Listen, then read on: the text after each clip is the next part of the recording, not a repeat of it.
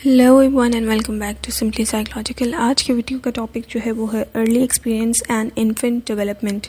अगर हम infant development की बात करते हैं तो फर्स्ट 2 इयर्स जो होते हैं उनके अंदर जो प्रोग्रेस होती है वो बहुत ज़्यादा रैपिड होती है, क्योंकि बच्चा जो है वो totally helpless new born baby से लेके 2 साल के अंदर अंदर उसमें जो रैपिड प्रोग्रेसेस आते हैं उसी चीज़ों से वो गुजरता है और इम्प्रूव करता है वो अपने आप को। लेकिन ये उसका जो टाइम पीरियड होता है 2 साल का, वो बाकी डेवलपमेंटल पीरियड से सबसे ज़्यादा प्रोग्रेसिंग होता है और रैपिड चेंजेस इसमें आती हैं, सिवाय उन 9 मंथ्स के जो बर्थ से पहले के होते हैं।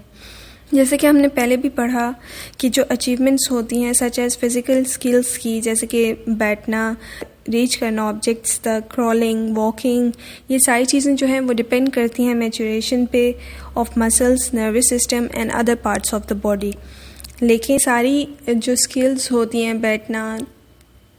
ऑब्जेक्ट्स तक रीच करना और ये सारी चीज़ें, ये एक नॉर्मल बेबी के अंदर होती हैं और इसके लिए कोई स्पेशल ट्रेनिंग की ज़रूरत नहीं होती।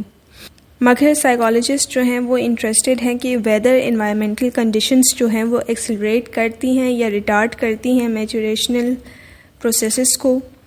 तो अमाउंट ऑफ एनवायरमेंटल स्टिमुलेशंस जो होती हैं वो नेसेसरी होती हैं उस बच्चे के लिए, ताकि वो एक प्रॉपर टाइम पे वॉक कर पाए। इंस्टीट्यूशंस में बड़े होते हैं जो कि इनफ्रीक्वेंटली या अप्रोप्रिएटली उनको हैंडल नहीं करते, वो ज़्यादा देर से चीज़ों को, अपने माइलस्टोन्स को रीच करते हैं एज़ कम्पेयर टू दोज जो कि नॉर्मली घरों पर बड़े हो रहे हों और वो उन माइलस्टोन्स को जल्दी रीच आउट करते हैं। वो इंस्टीट्यूशंस जो कि एडिक्वेटली उनको टाइम नहीं देते, अप्रोप्रिएट अपॉर्चुनिटीज़ नहीं देते बैठने की, क्रॉल करने की या वॉक करने की, वो ज़्यादा देर से सीखते हैं एज़ कम्पेयर टू दोज जो नॉर्मल घरों में बच्चे जो हैं वो बड़े हो रहे होते हैं। स्टडी की गई थी ईरान के ऑर्फनेज पे, तो उसकी फाइंडिंग्स ये निकली कि 42% जो बच्चे थे 2 साल की उम्र में अकेले इंडिपेंडेंटली बैठना सीख रहे थे। 15% जो थे वो 4 साल की उम्र में अकेला वॉक कर रहे थे, यानी इंडिपेंडेंटली वॉक कर रहे थे 4 साल की उम्र में। और ये परसेंटेजेस जो थी वो उन बच्चों से टोटली मुख्तलिफ थी जो कि घर में बड़े हो रहे थे अपने। एनवायरनमेंट जो थी वो एक बच्चे के लिए हेल्दी नहीं थी कि वो जल्दी अपनी चीज़ों को याद करे या अपनी चीज़ों को सीखे कि किस तरह बैठना है एवरीथिंग, क्योंकि केयर गिवर्स जो थे, वहाँ के केयर टेकर्स जो थे, उनका इंटेलिजेंस लेवल जो था वो बहुत लो था और उनकी एजुकेशन भी बहुत लो थी, यानी उन्हें नहीं पता था कि किस तरह से, किस तरीके से, किस हेल्दी वे में एक बच्चे को किस तरह डील करना है उसके शुरू के डेवलपमेंटल स्टेज में। वो उनकी फ़िज़िकल नीड्स को, बच्चे की फ़िज़िकल नीड्स को तो पूरा कर रहे थे, लेकिन कोई एफ़र्ट नहीं थी उन बच्चों के साथ खेलने में या उन बच्चों के साथ बात करने में। यूजुअली अगर आपने नोटिस किया होगा कि वो बच्चे जिनके साथ उनके पेरेंट्स या उनके साथ रहने वाली फैमिली मेम्बर्स जो होते हैं वो बात करते हैं या खेलते हैं, तो वो बच्चे जो होते हैं वो ज़्यादा रिस्पॉन्सिव होते हैं एज़ कम्पेयर टू दोज जिनको ये अपॉर्चुनिटीज़ या ये सिनेरियोज़ ना मिले हों। तो ये बच्चे जो थे ये क्योंकि ज़्यादातर क्रिब्स में ही अपना सारा दिन जो है वो गुजारते थे और सिर्फ खाने के वक्त और चेंज करने के वक्त उनको उन क्रिब्स से निकाला जाता था, वरना ज़्यादातर जो वो अपना टाइम है वो क्रिब्स में ही गुजारते थे, जिसकी वजह से उन्हें अपॉर्चुनिटी नहीं मिलती थी कि वो वॉक कर सकें, बैठ सकें, क्रॉल कर सकें, रोल ओवर हो सकें। तो जिसकी वजह से वो नॉर्मल डेवलपमेंट वाले बच्चे जो थे, जिनकी नॉर्मली डेवलपमेंट हो रही थी घर पे, उनसे काफ़ी पीछे थे, क्योंकि उनको वो अपॉर्चुनिटीज़ नहीं मिल रही थी जो एक नॉर्मल बच्चे को मिलती है अपने घर में। और जो बड़े बच्चे थे उनको प्ले पेन में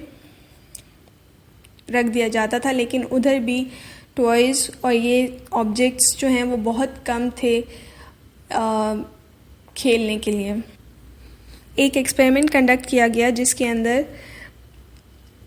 ये देखना था कि आइदर इंक्रीज स्टिमुलेशन जो है और जो अपॉर्चुनिटी है मूव करने की, क्या वो इम्प्रूव करती है डेवलपमेंट ऑफ मोटर स्किल्स। तो 2 साइकोलॉजिस्ट जो थे उन्होंने टेस्ट किया 30 of Iranian orphan infants on a scale measuring various aspects of infant development. और उन्होंने 2 ग्रुप्स में इरानियन ऑर्फन इन्फेंट्स को डिवाइड किया। एक जो था वो एक्सपेरिमेंटल ग्रुप था और एक जो था कंट्रोल ग्रुप था। जो कंट्रोल ग्रुप था वो वैसे ही क्रिब में रहा जैसे वो पहले थे, वेयर आज जो एक्सपेरिमेंटल ग्रुप था उसके अंदर जो बेबीज़ थे उनको रोज़ाना 1 घंटे के लिए एक प्ले रूम में रखा जाता था सिटिंग पोजीशन में और उनको बेशुमार टॉयज़ दिए जाते थे खेलने के लिए। जब उन 2 ग्रुप्स को दोबारा टेस्ट किया गया 1 महीने बाद, तो वो इन्फेंट्स जो एक्सपेरिमेंटल ग्रुप में थे उन्होंने mark gain of development show किया एज़ कम्पेयर टू दोज जो कि अपने क्रिब्स में ही उस महीने भी अपने क्रिब्स में रहे, यानी जो कंट्रोल ग्रुप के बच्चे थे। ऑल्दो मोटर डेवलपमेंट जो होती है वो लार्जली डिपेंडेंट होती है मैच्योरेशन पे और एक्सपीरियंसेस टू मूव